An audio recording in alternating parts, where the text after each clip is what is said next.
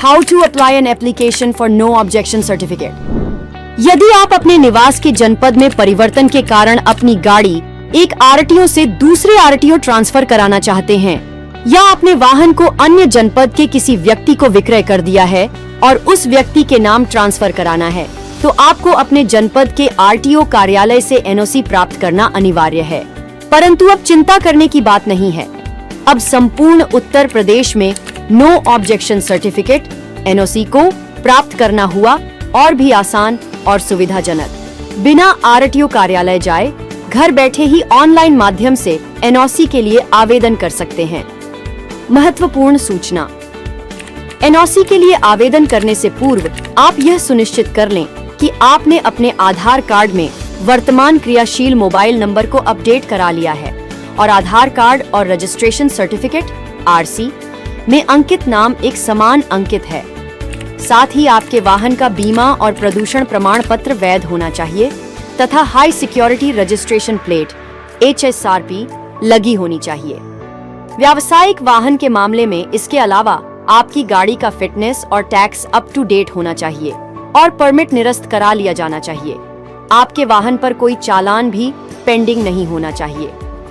आवेदन से पूर्व आप यह भी सुनिश्चित कर लें कि आपके वाहन पर किसी भी प्रकार का हायर परचेज अंकित ना हो या आपने वित्त पोषक से हायर परचेज समाप्त करने के लिए फॉर्म 35 प्राप्त कर लिया हो या हायर परचेज बने रहते हुए भी एनओसी जारी करने के लिए वित्त पोषक की सहमति प्राप्त कर ली गई हो। आवेदन की प्रक्रिया, अपने मोबाइल या कंप्यूटर पर परिवहन.gov.in वेबसाइट को खोलें। ऑनलाइन सर्विसेज पर जाएं और व्हीकल रिलेटेड सर्विसेज चुनें। अपने राज्य के रूप में उत्तर प्रदेश चुनें। आप अपने कार्यालय का चयन करें जहां पर आपका वाहन रजिस्टर्ड है। तत्पश्चात प्रोसीड पर क्लिक कर अगले पेज पर जाएं। आपको परिवहन विभाग उत्तर प्रदेश के द्वारा प्रदान की जा रही सभी कॉन्टैक्टलेस सेवाओं की एक सूची मिल जाएगी। सूची के अंत में प्रोसीड बटन पर क्लिक करें। अब स्क्रीन पर प्रदर्शित हो रहे आइकॉन में से application for no objection certificate icon को चुनें। वाहन पंजीयन संख्या को भरें और चेसिस संख्या के अंतिम 5 अंकों को भर वेरीफाई डिटेल्स पर क्लिक करें। अब आपको यूजिंग आधार का चयन करके अपना आधार नंबर अंकित करते हुए रजिस्टर्ड मोबाइल नंबर पर प्राप्त OTP से प्रमाणीकरण करना है।